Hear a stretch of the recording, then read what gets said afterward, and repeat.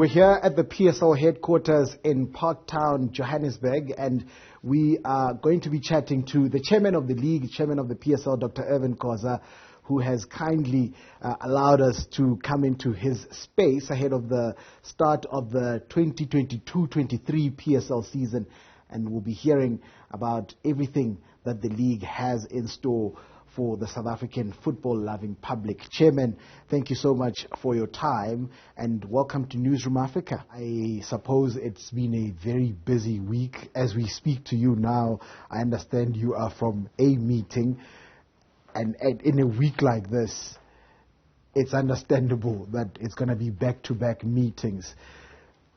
Our state of readiness for the next, 9-10 months or so? I think, it's very important that, fortunately, we have a template when we sketch, the season. But the most important aspect of every planning for the season is the fixture. I always emphasize it's a fixture because it's fixed. Everybody can plan around it to make sure that, the ducks are in the row. But also, more importantly, what has been a threat, to our football is the scarcity of flights. For teams to make sure that in advance they make proper bookings, because flights are in short supply, especially going to Cape Town. It's a nightmare. So it's very important that, that part of the planning, it makes it easy for the teams to be able to do all the arrangements they require. And they try and minimize the changes, of dates, because that disrupts, the bookings, for the teams that are traveling. But most of the cancellation fees that goes with it, because most of the teams are cash constrained. So therefore, it's very important to make sure that, we assist one another to make sure that the fixture is complied with as it is released. But no problems that have been encountered, at least initially for the first weekend. We're good to go. Everything is in place. Well, for now, there's nothing on the table, as a problem. One or two administrative issues, which, are boardroom issues. But in terms of the fixtures taking place, nothing is of any significance. There's a historical, getting together a day before the fixture starts of all the club chairmen. We're meeting a day before, so we are lucky to be here today to get a scoop. The only one knowing that there's a meeting of the club chairman to make sure that all things that are grey areas, need clarifications, can be sorted out in that sitting, which I think is unique because we are occupying a very unique space in terms of content creation and content relevance. Because if you don't do those things, your content will be irrelevant. So that's why it's very important to have this get together to discuss some of the things that are going to assist as the seasons unfold. Some of the new things that the officers have encountered, all the things the clubs have raised themselves. But those are small things, but are critical things in the planning. But more importantly, also to overemphasize why the features has now changed.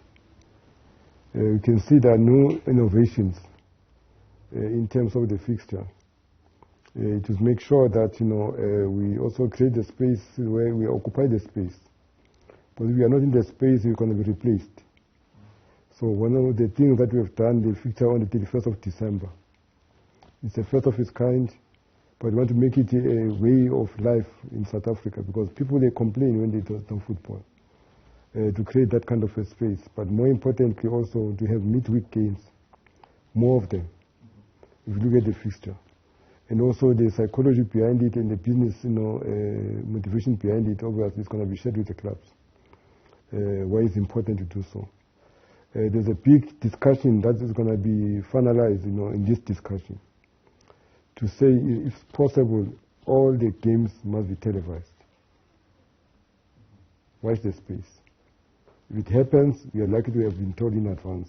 If it does not happen, it's not a train smash. And it's also, Chairman, a very strange year as well. It's a World Cup year, but a very strange one, because it takes place in the middle of the season, and it will obviously present some challenges for the league. And one that comes top of mind already for me now is fixture congestion. And you've already mentioned the issue of midweek games, more midweek games. What other challenges does this present for you to have a World Cup right in the middle of the season? Well, people are going to pre-season now. They've just come back.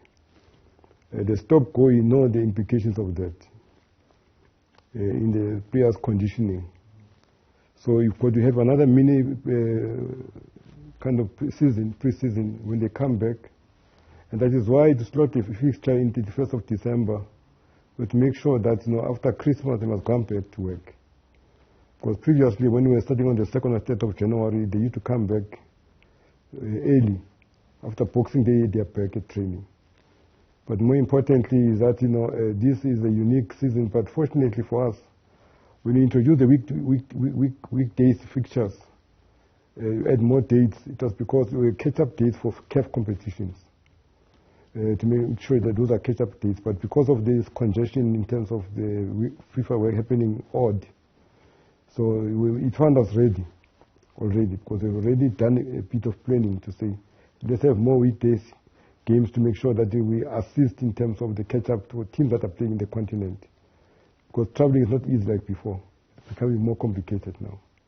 The buy-in from all of the clubs in the league has been secured in terms of those changes, the minor tweaks in terms of not coming back traditionally on the 15th maybe of January, or maybe the 10th. It's not a hard sell. It's also good for them because previously they used to come back after Boxing Day. So they have a fixture on the 31st. In England they have a fixture on Boxing Day. We understood the tracking of the people from the urban areas to the rural areas, to go and meet families. We understood that. And we could not tweak, and also interfere with the Boxing Day. Because Boxing Day means so much to a lot of people. Christmas and Boxing Day. So we created a new innovation a day before New Year's. Also to limit also the over-partying of the players and all of us, knowing that you're going to come back immediately after New Year's Eve, New Year's Day, to start functioning, to catch up for the remainder of the season. Chairman, we are, well, although it's not as bad right now any longer, but we're still faced with the COVID-19 situation, and it can present challenges during the season. It has before.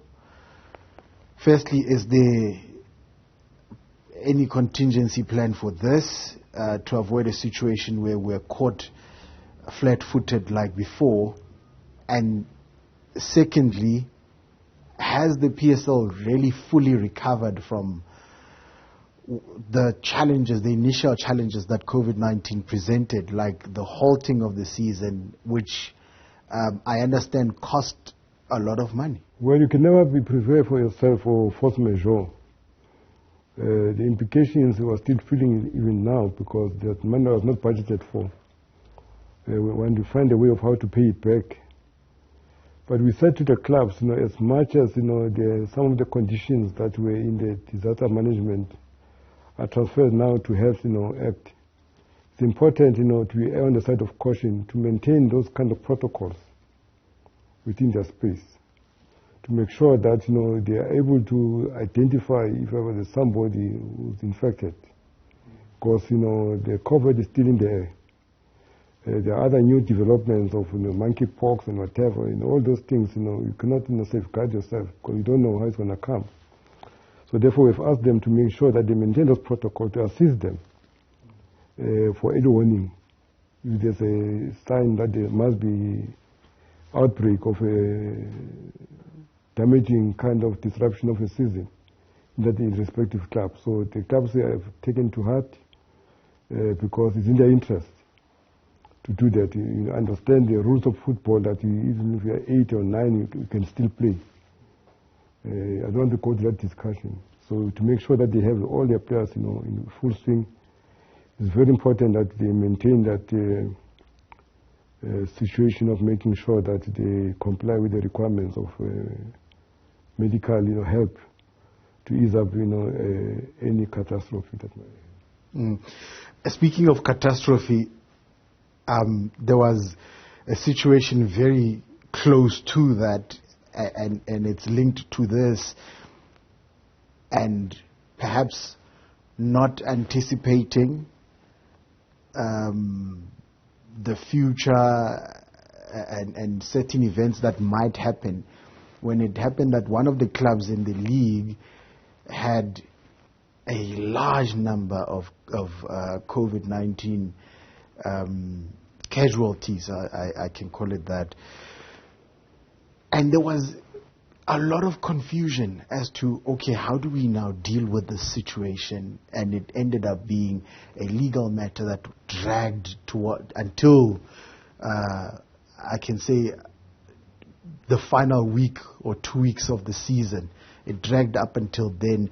Has there been a discussion to maybe, because the genesis of the problem was the earlier circular that came through that said COVID-19 will not be considered as reason enough to not honor fixtures. But then this club had over 50 casualties at some point that they reported. Has there been any discussion to deal with that situation, to say maybe there could be amendments for such situations? Well, that discussion has not happened with the clubs themselves, all the clubs, because we're going to our AGM in November, but the meeting that is coming with the club chairman, it might be raised in that meeting. But you must understand the catch-22 situation. We are not controlling ourselves. We made obligations to the sponsors to say we're going to produce so many teams, so many matches per week. If you don't comply, it goes with penalties. So who's going to be absorbing those penalties, unfortunately? It's the reality of the situation. So that matter has not been discussed, that's why I cannot start workshopping it here. Because there is a view, but that view can only be given to all 32 members of the PSL for me to talk about it comfortably. Because there's different views, but a very interesting view that has emerged, which makes sense. But I cannot say anything for now.